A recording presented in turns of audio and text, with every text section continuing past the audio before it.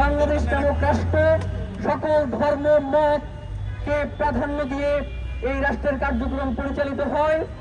আমরা ইতিপূর্বে দেখেছি যে বাংলাদেশের যে কোনো সমস্যার সমাধানে বাংলাদেশ নামক রাষ্ট্রের সুশীলগণ সবাই প্রচুর বক্তব্য রাখেন, প্রচুর কথা বলেন, প্রচুর দায় দরদের কথা নিয়ে এই শাহবাগে এসে হাজির হন। কিন্তু যখন কোরআন অবমাননার মতো ঘটনা ঘটেছে তখন আমরা এখানে কোনো বিশ্ববিদ্যালয়ের শিক্ষককে দাঁড়াতে দেখছি না। আমরা দেখছি না তথাকথিত সেই সুশীল সেই বুদ্ধিজীবীদেরকে যারা অন্য কোনো ধর্মাবলম্বীদের যে কোনো ঘটনায় গিয়ে শাহবাগে দিনের পর দিন বসে থাকে, আজকে তাদের কোনো খোঁজ খবর নাই। সুতরাং আমরা মনে করছি যে এই ঘটনাতে ভারতের এবং বাংলাদেশের হিন্দুত্ববাদী সন্ত্রাসীদের প্রত্যক্ষ মদত থাকতে পারে বলে আমরা মনে করছি। এবং সেই সাথে আমরা দেখছি যে যেই লোক এই ঘটনা ঘটিয়েছে তাকে নতুন করে বলবার চেষ্টা করা হচ্ছে তিনি অসুস্থ, তিনি মানসিক রোগী, তিনি হ্যান, তিনি ত্যান, এই ধরনের নানান কথাবার্তা তারা বলছে। আমরা আপনাদের মাধ্যমে বলতে চাই, যদি তিনি অসুস্থ হন, যদি তিনি রোগী হন, তার তো থাকার কথা মানসিক হাসপাতালে, তার তো থাকার কথা। বিগত 15-16 বছর ধরে একটা কথা আপনারা শুনে অভ্যস্ত, ধর্ম যার যার, উৎসব সবার। আমার প্রশ্ন হচ্ছে, যদি ধর্ম যার যার, উৎসব সবার হয়ে থাকে, তাহলে ঘুরে ফিরে কেন কোরআন শরীফকে বেছে নেওয়া হচ্ছে? কেন কোরআন শরীফকে বেছে নেওয়া হচ্ছে অবমাননা করার জন্য? আমার একটাই প্রশ্ন, কোথায় সেই প্রগতিশীল সমাজ, কোথায় সেই শিল্পী সমাজ যারা মুসলিম নামধারী হয়ে যারা এই দুর্গা পূজায় তিলক দিয়ে পূজায় উদযাপন করছে? কোথায় আজকে তারা? এই যে কোরআনকে অবমাননা করা হচ্ছে, তারা কেউ তাদের কোনো ফেসবুকে রাস্তায় ব্যানার নিয়ে কোথাও তাদেরকে কেন পাওয়া যায় না? তার মানে কি আমরা ধরে নিতে পারি তারা আসলে হচ্ছে কি ভারতীয় হিন্দুকে আমরা একটা রাষ্ট্র পরিণত করতে চায়? এই রকম আর করতে দেওয়া যাবে না। কেন বারবার কেন আমার ইসলাম অপমানিত হবে এই রাজপথে? কেন? আপনাদের কাছে আমার প্রশ্ন, আমাদেরকে দাঁড়িয়ে কেন শুধু শুধু আমাদেরকে হুজুর হতে হবে? কেন আমি মাথায় টুপি দিয়ে বললে আমার ধর্ম জায়েজ হবে? কেন আমি আমার ধর্ম প্রতিষ্ঠা করতে এই রাজপথে কেন আমাকে চিৎকার করতে হবে? কেন গভর্নমেন্টের সেই আইনের ব্যবস্থা থাকবে না যাতে করে আমার ধর্ম প্রতিষ্ঠিত হবে অন্য সব ধর্মের সাথে? কথায় কথায় হিন্দুদেরকে এই যে আমরা সাপোর্ট দিচ্ছি, আমার ব্যক্তিগতভাবে হিন্দু ধর্ম নিয়ে কোনো ধর্মের প্রতি আমার কোনো বিদ্বেষ নেই, তবে কেন এইরকম একটা উচ্চমানের ইউনিভার্সিটিতে এই যে হিন্দু ছেলেটা অপূর্ব পাল সেখানে আমার কোরআনকে এইভাবে অবমাননা করবে? তারপরেও তাকে কয়দিন পরে আপনারাই দেখবেন সে বহাল তবিয়তে আছে। আমি আপনাদেরকে একটা কথাই বলতে চাই, যদি আপনারা সত্যিকারের মুসলমান হয়ে থাকেন, যদি সত্যিকারে আপনারা কোরআনকে বিশ্বাস করে থাকেন, তবে আপনারা প্রতিবাদ করুন। এই দেশ আমার, সবার ধর্ম সবাইকে আমরা শ্রদ্ধা করবো, কেউ কারো ধর্মকে অবমাননা করবো না, হতে দেওয়া যাবে না এই বাংলায়। সর্বোপরি আমরা যদি একজন হিন্দুকে শ্রদ্ধা করি, হিন্দু কেন আমাকে শ্রদ্ধা করবে না? করতে বাধ্য।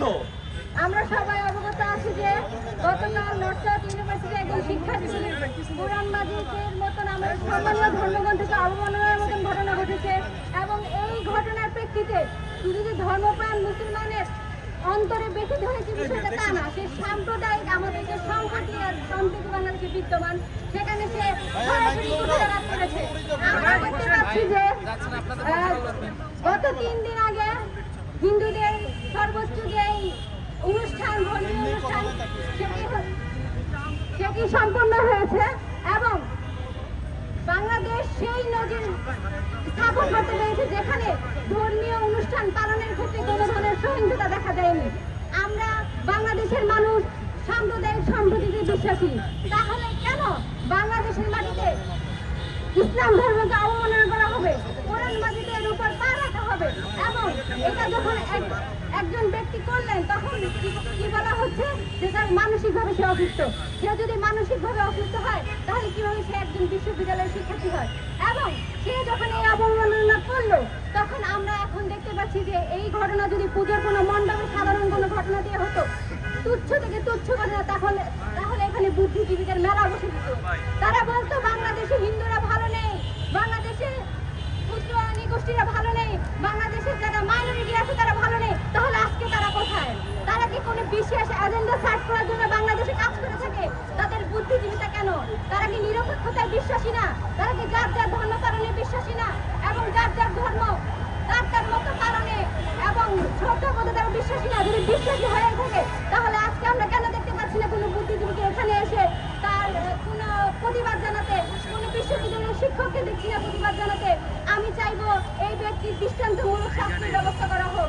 আর সে যদি এখন মানসিক কোনো সমস্যার সম্মুখীন হয়ে যদি এরকম করে থাকে, তাহলে তো সে তো শেষ নয়, তাকে অবশ্যই চিকিৎসার ব্যবস্থা করতে হবে। এখন যদি কোনো এজেন্ট এসে তাকে হত্যা করে, তাহলে কি বলা হবে? বাংলাদেশে একটা গৃহযুদ্ধ বেঁধে যাবে। কি বলা হবে?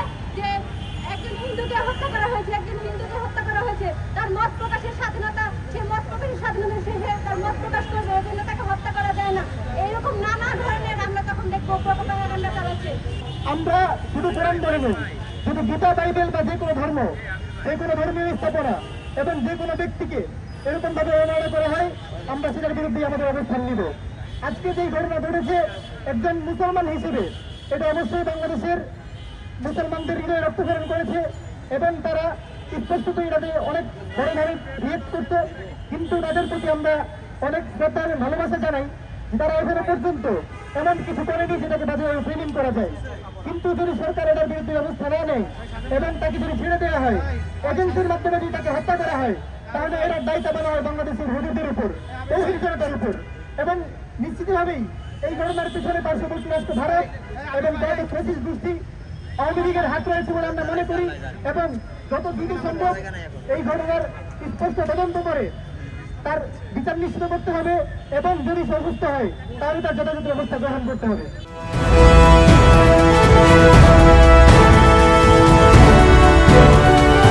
জনতা টিভি, জনগণের আয়না।